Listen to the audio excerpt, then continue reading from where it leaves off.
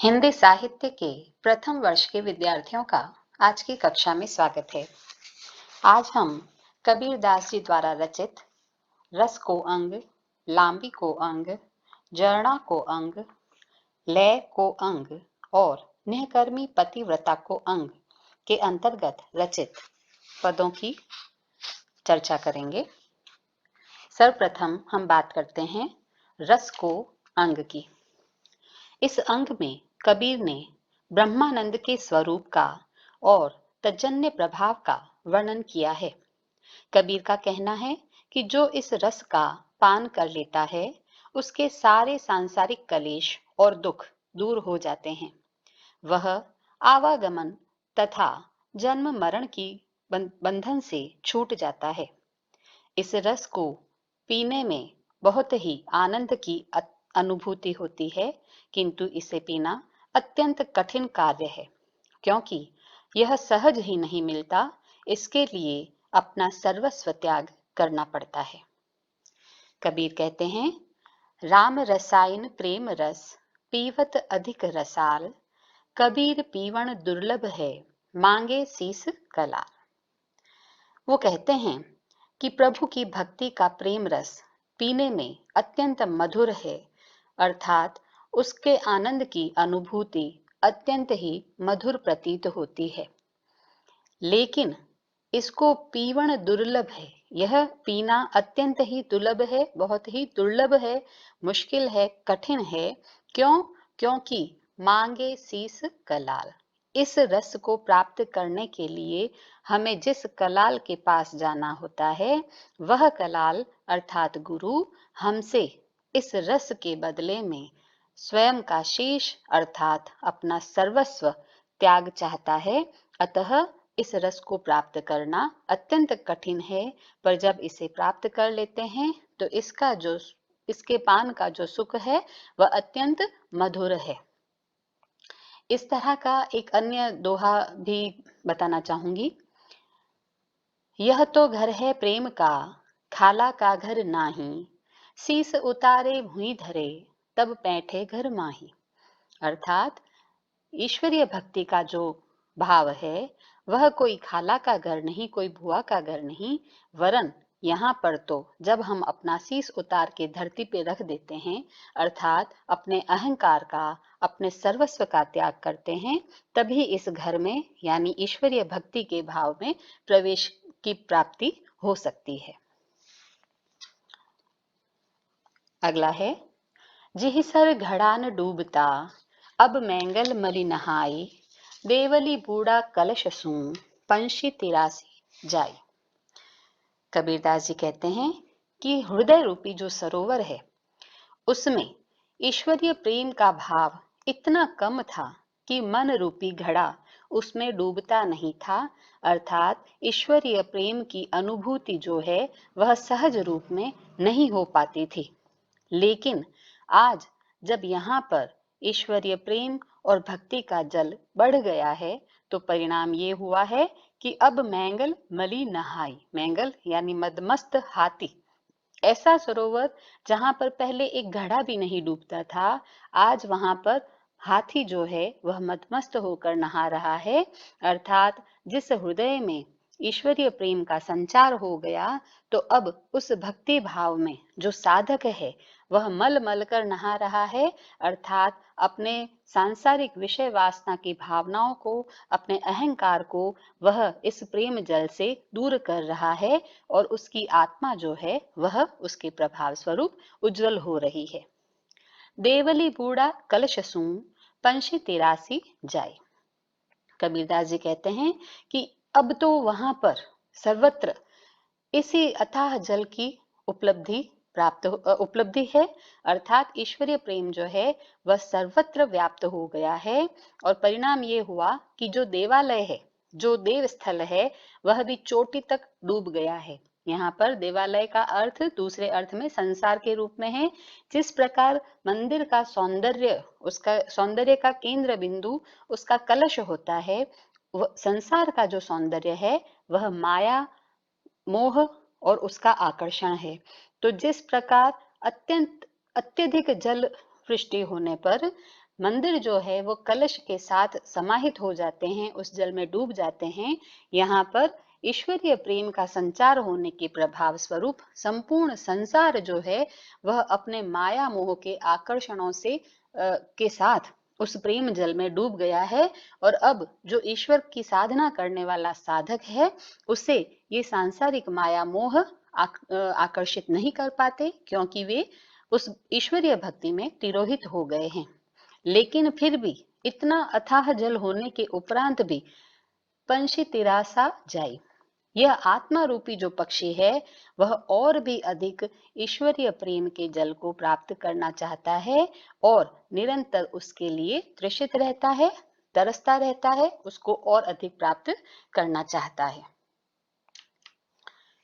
अगला है लांबिको अंग। लांबिको अंग के अंतर्गत आत्मा और परमात्मा के मध्य आए हुए व्यवधान की ओर संकेत किया जाता है और जीवन की प्यास के बारे में वर्णन है कि यह प्यास तभी बुझ सकती है जब हरि दर्शन का आनंद प्राप्त हो जाए। कोई व्यक्ति चाहे जितना भी ज्ञान प्राप्त कर ले, चाहे जितनी भी भक्ति कर ले, लेकिन तृष्णा जो है वह यों की यों बनी रहती है। और हरि दर्शन को प्राप्त करने का एकमात्र यही उपाय है कि हरि के प्रति, ईश्वर के प्रति इतना उत्कट अनुराग किया जाए कि व्यक्ति स्वयं को, अपनी सीमाओं को पूर्णतया विस्मृत कर दे। कबीर कहते हैं, हेरत हेरत हे सखी रहया कबीर हिराई, पूंद समानी समंद में शौकत हैर्या जाई। वो कहते हैं कि हे सखी, ईश्वर को हेरते हेरते अर्थात खोजते खोजते, उनको देखते देखते, निरंतर देखने के प्रभाव स्वरूप मैं स्वयं ईश्वर में खो गई हूँ। हेरत हेरत हे सखी रहया कबीर हिराई। निरंतर देखते रहने से, खोजते रहने से मैं स्वयं हिराई गया हूँ अर्थात खो गया हूँ। किस प्रकार से? जिस प्रकार से बूंद समानी समंद में, जिस प्रकार जल की एक बूंद समुद्र में समा जाती है तो भला उसको किस प्रकार से उस समुद्र से विलग देखा जा सकता है, वैसे ही जीवात्मा ईश्वरीय तत्व की प्राप्ति के लिए निरंतर प्रयास करती है। परिणाम स्वरूप वह ईश्वर के साथ एकाकार हो जाती है, उसका पृथक अस्तित्व शेष नहीं रह जाता है। अगला है जरणाको अंग। इसके अंतर्गत ईश्वर मन और वाणी से अगम्य और अगोचर है, इस बात पर प्रकाश डाला गया है। उसके स्वरूप का किसी भी प्रकार वर्णन नहीं किया जा सकता, इसीलिए दर्शन शास्त्र उसके विविध रूपों का सूक्ष्म विश्लेषण करने के पश्चात उसे नेति नेति कहने पर विवश हो जाते हैं। इस अंग में कबीर ने की यही विवशता दिखाई पड़ती है कि उस ईश्वरीय स्वरूप का वर्णन भला किस प्रकार से किया जा सकता है।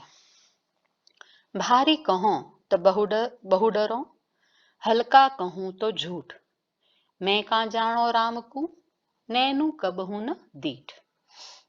वो कहते हैं कि यदि मैं उस परम ब्रह्म को भारी कहता हूं तो मुझे भय लगता है। भय किस बात का?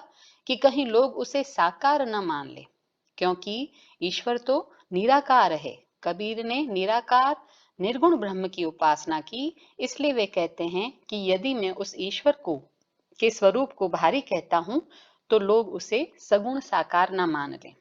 लेकिन यदि मैं उस निराकार ईश्वर को हल्का कह दूं तो यह झूठ होगा, मिथ्या होगा, क्योंकि वह ईश्वर जो है वह अपने अमित गुणों के कारण कभी हल्का तो हो ही नहीं सकता।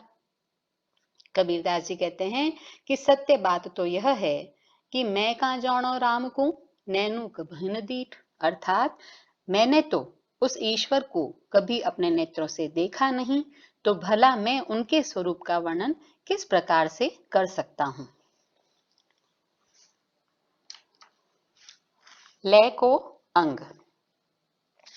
लय को अंग के अंतर्गत ब्रह्म प्राप्ति के साधनों का उल्लेख किया गया है। ब्रह्म लोग सहज गम्य नहीं हैं, उसे विविध प्रकार की योग साधनाओं द्वारा प्राप्त करना संभव हो सकता है। अतः उसी का वर्णन करते हुए कबीरदास जी कहते हैं कि सूरती ढिकुली लेज ल्यों, मन नित ढोलन हार, कंवल कुआं में प्रेम रस पीवे बारंबार।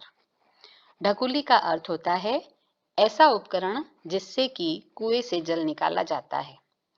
लेज का अर्थ है रस्सी, और मन जो है वह ढोलनहार है, अर्थात जो कुएं से पानी निकालने का काम करता है।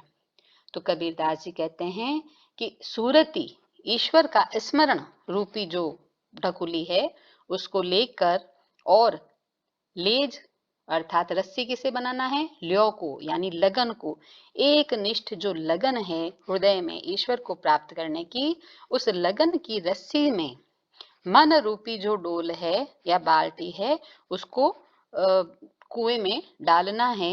मन नित ढोलनहार, मन जो है वह इस साधना की, इस स्मरण की ढकुली को कुएं में डालेगा, और उसका प्रभाव क्या होगा, जिस प्रकार कुएं में ढिकुली को डालने पर वह जल से युक्त हो जाती है और उसे निकालकर उस जल का पान किया जा सकता है। यदि मन जो है वह स्मरण रूपी ढकुली को अपनी लगन के माध्यम से सहस्त्र कमल कुएं में डाले तो प्रभाव स्वरूप वह जो ढकुली है वह ईश्वरीय प्रेम के रस से परिपूर्ण हो जाएगी, और इस प्रकार जो साधक है वह बार बार ईश्वरीय प्रेम के रस का पान कर सकता है।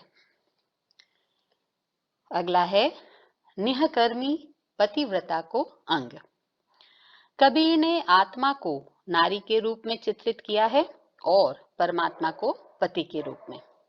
प्रस्तुत अंग में आत्मा और उस पतिव्रता नारी के आत्मा को उस पतिव्रता नारी के समान चित्रित किया गया है, जो निष्काम भाव से अपने पति से मिलने के लिए अत्यंत आतुर है और उसके दर्शन के लिए विविध प्रकार के उपायों में संलग्न है। कबीरदास जी कह रहे हैं कि कबीर रेख सिंदूर की, काजल दिया न जाई, नैननु रमाइया रमी रहा, दूजा कहाँ समाई। वे कहते हैं कि सौभाग्यवती स्त्री जो है वह अपनी मांग में सिंदूर ही भरती है, क्योंकि वही उसका उपयुक्त स्थान है। कालिख दिया न जाई, अर्थात सिंदूर के स्थान पर कालिख का प्रयोग नहीं कर सकती है कोई भी सौभाग्यवती स्त्री। नैननु रमाइया रमी रहिया, दूजा कहाँ समाई। जिस प्रकार सौभाग्यवती स्त्री सिंदूर के स्थान पर काजल का प्रयोग नहीं कर सकती, वैसे ही मेरे नेत्रों में तो स्वयं राम जो है वह रमे हुए हैं, रमाइया यानी रमण कर रहे हैं। अब भला इसमें अन्य किसी का स्थान कैसे हो सकता है। अन्य में यहाँ पर अन्य जो ईश्वरीय रूप है उसके अर्थ में भी लिया जा सकता है, और साथ ही विभिन्न प्रकार के जो सांसारिक आकर्षण जो माया मोह है उसके अर्थ में भी लिया जा सकता है। तो कबीरदास जी कहते हैं कि जब मेरे नेत्रों में साक्षात राम का वास हो गया है, तो अब यहाँ पर अन्यत्र देवी देवताओं अथवा सांसारिक माया मोह के लिए स्थान किस प्रकार से हो सकता है। आज की कक्षा में इतना ही लेंगे। धन्यवाद।